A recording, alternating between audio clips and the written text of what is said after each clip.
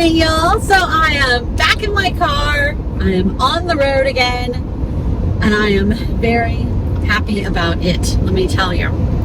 So I've been gone for a while. I haven't had a video up in 5 or 6 weeks or something like that. A really long time. The longest I've gone without posting a video since I first moved in my car over a year ago. So what happened? Some of you know this because you saw me post little posts, but that doesn't reach that many people. Okay, so let's go back in time a little bit because it's a little bit of a story. So over 15 years ago, I bought a house in the Midwest, about 1.5 miles from where I grew up. And the idea of that house was a family member was going to live in it and then do a rent to own kind of thing to buy it from me over time. I wasn't ever going to live in this house, and I wasn't really meant to own it for the long term. But they moved out.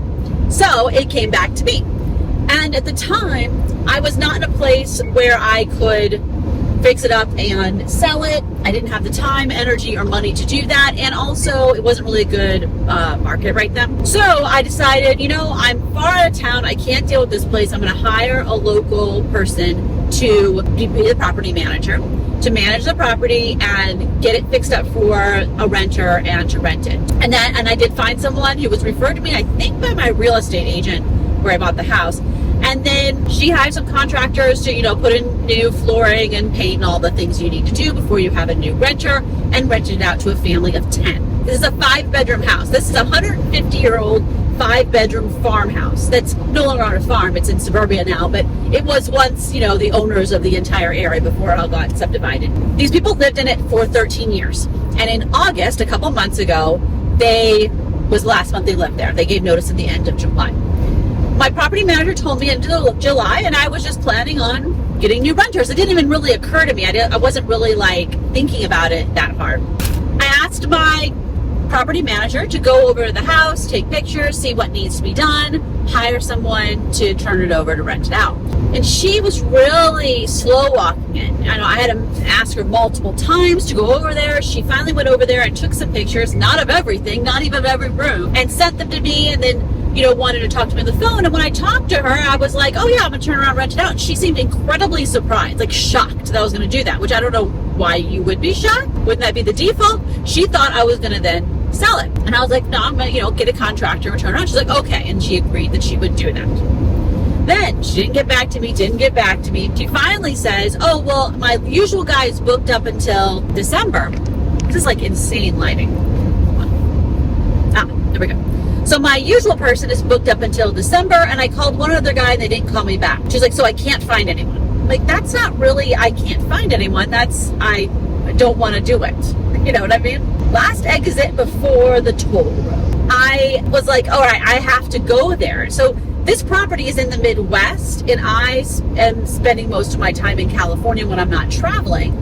So I knew I was going to have to go to the Midwest. It was not a convenient time for me, but I went ahead and made these plans to do that. While I'm making these plans, and in the middle of this, I'm moving into the warehouse. I'm super busy. I can't leave right then. I'm shooting videos for my blog channel, all this stuff going on. She emails me and says, oh, by the way, I quit. I wish she would have quit in the end of July or the beginning of August, because then I wouldn't have gotten the warehouse, and I would have just come straight. Speed limit goes up. I would have just gone straight to the place in the Midwest and started working, but that is not what happened. At the end of September, I drive there to look at the Welcome place. to Oklahoma. Welcome to Oklahoma. All right, I drive there to look at the place, and the thing is, she had kind of said all this, this place is in great shape.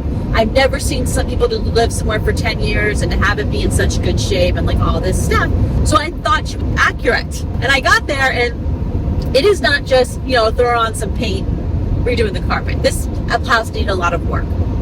Some of which was maintenance that should have been done that I didn't know needed to be done, because no one had told me, because I hadn't seen the inside of the place for 15 years.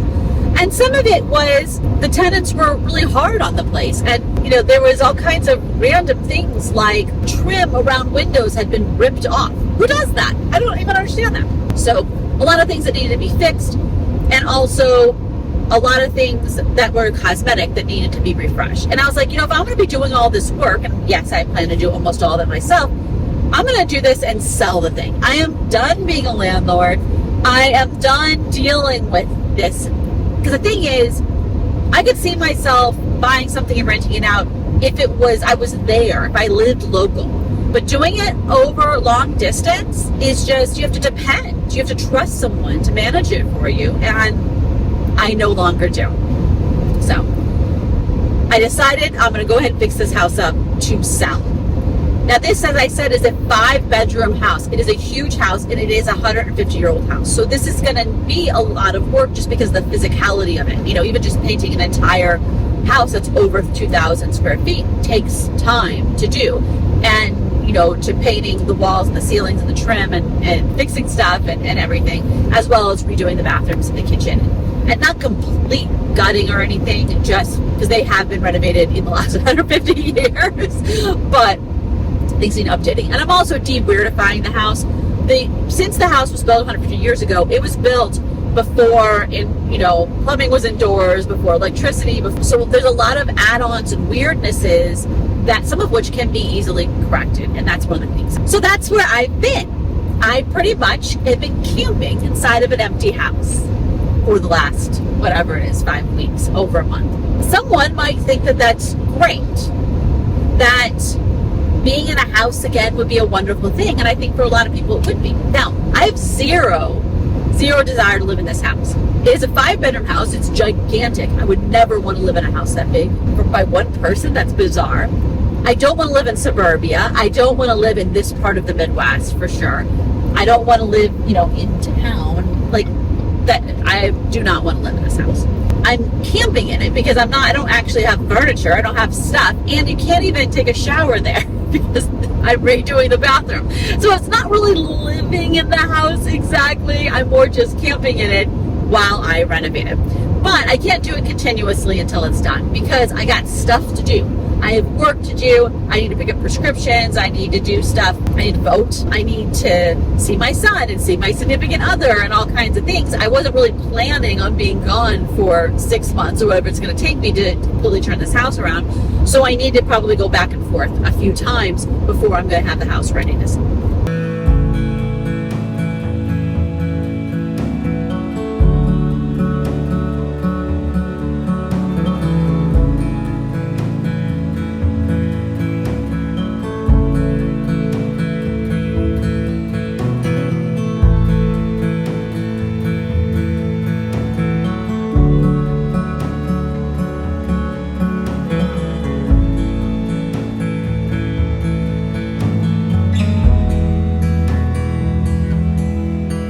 So don't get me wrong, there were some nice things about being in a house.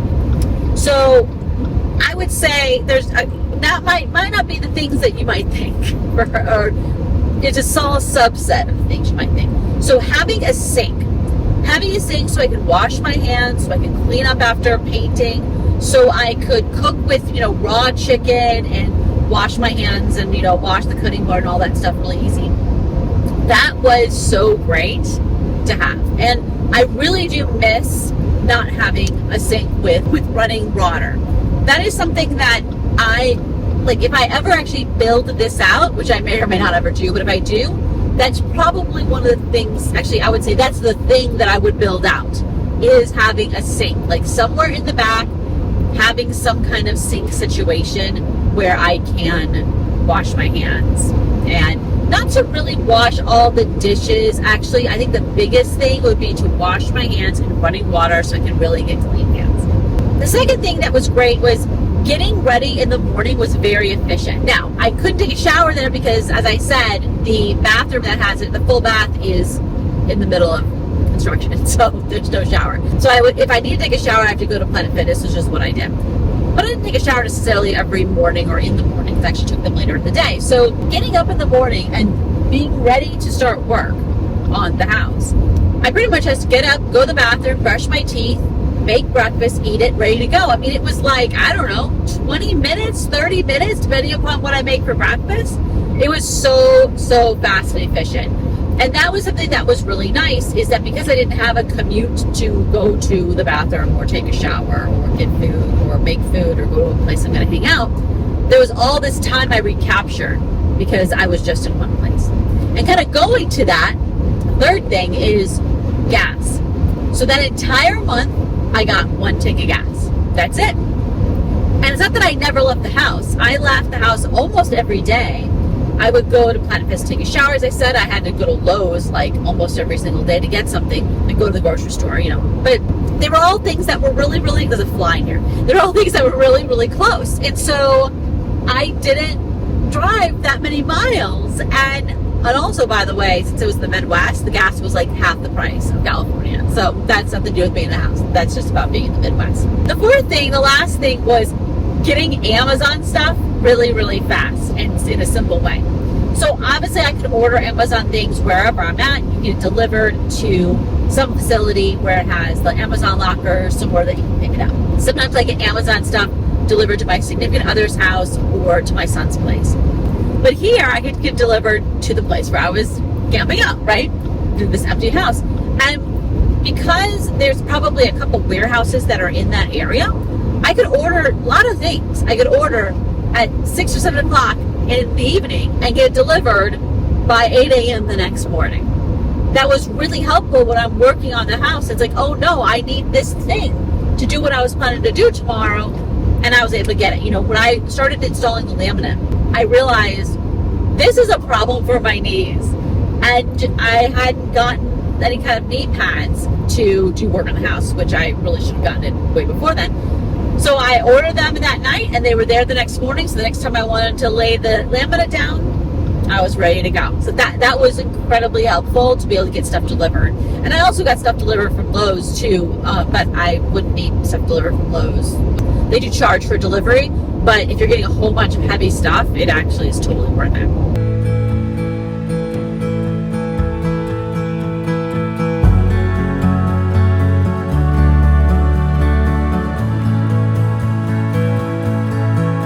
Okay, stopped at, well, this isn't really a rest stop. So I'm on a toll road. So it's one of those things where it's like a truck stop and a McDonald's that you don't have to pay the toll to get on and off because it is just on the side of the road. But it's not really a rest stop, you know, it's a Love's truck stop and a McDonald's. Better than nothing, for sure. I like Love's, but not the same as a rest stop. Anyway, I wanted to talk a little bit about why I'm so happy to be back in my car. I mean, you can look at all kinds of videos where I talk about how much I enjoy living in a car, but specifically coming from being in camping inside of a house. So first, long time ago, back when I lived in my apartment, I was having all these problems with itching on my back.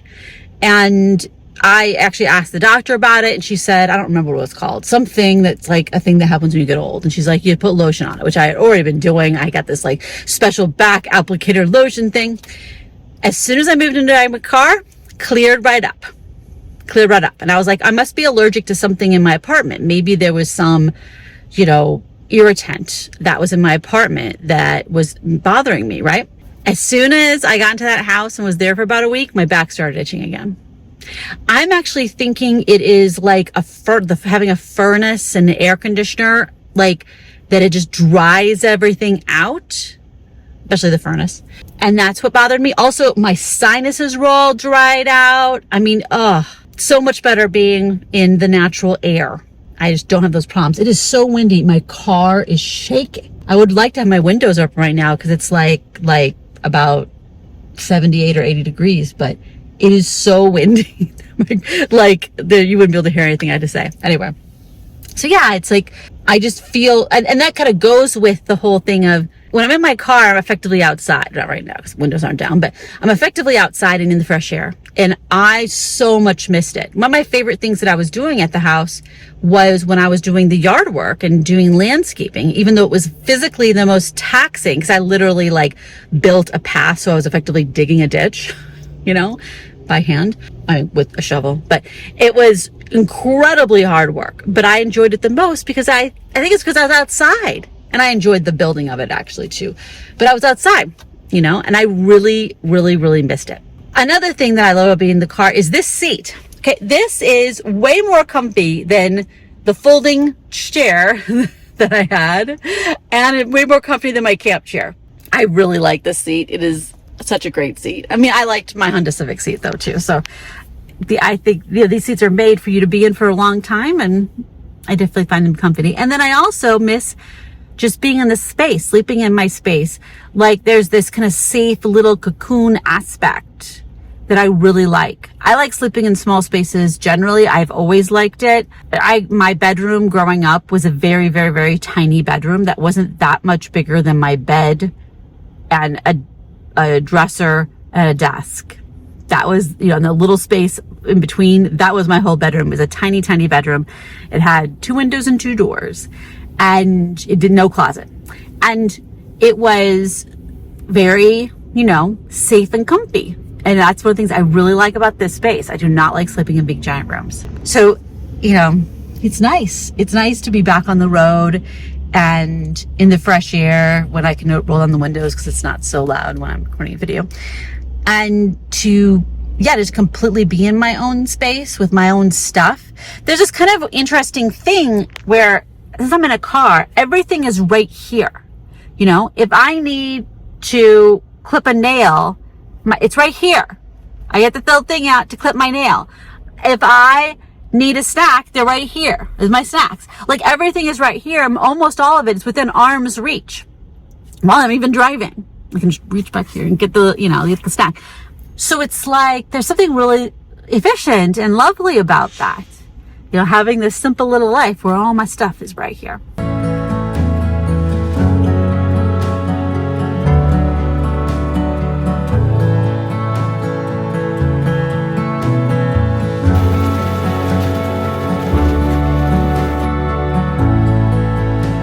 Well, I guess you can't sleep at this Love's because it's 1 hour only, which is actually a fairly short amount of time. I mean, if you want to like rest a little bit and have a snack or eat a meal, which is what I am doing right now.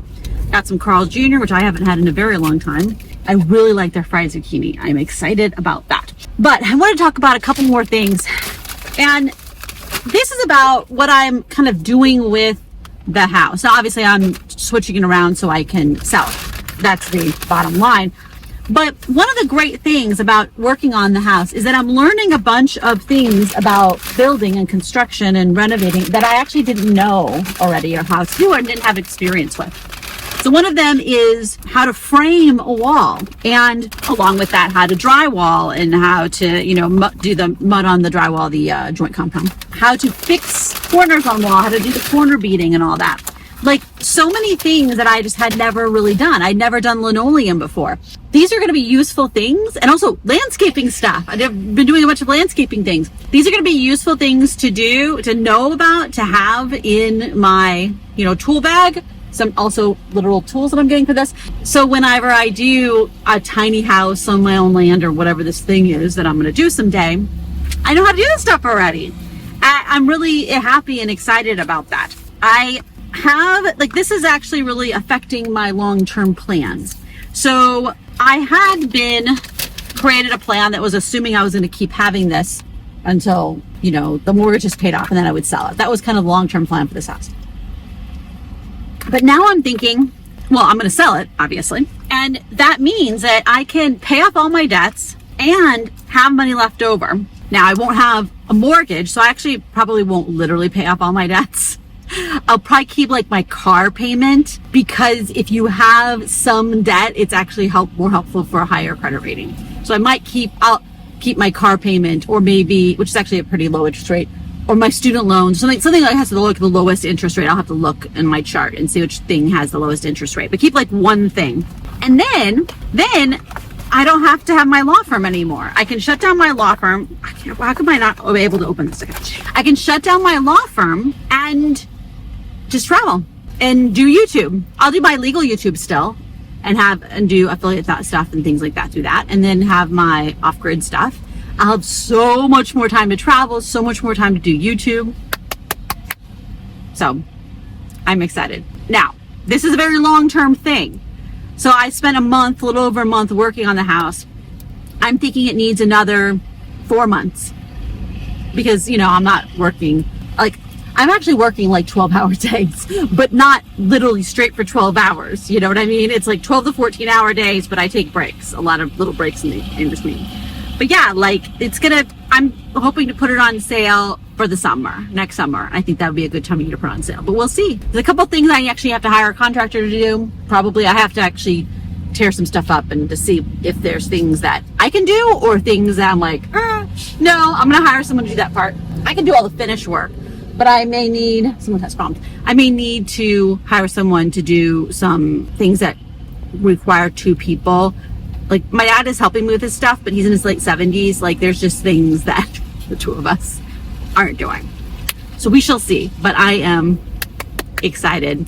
And I think this will, over the long term, be great. In the short term, it means I'm not traveling and doing the things I want, but I think this will be very good for my long-term goal. So make sure you subscribe if you want to follow along. I'm not going to be sharing tons of stuff about the renovation because that's not really the goal of this channel, but I will be talking more about living in a car, and obviously the next 2 months before I go back there again, I'm going to do other stuff in the next 2 months. I'm going to be, living in a car and doing other stuff. But once the house gets sold, and then it'll be full-time YouTube. All right, I'll talk to y'all later. Bye-bye.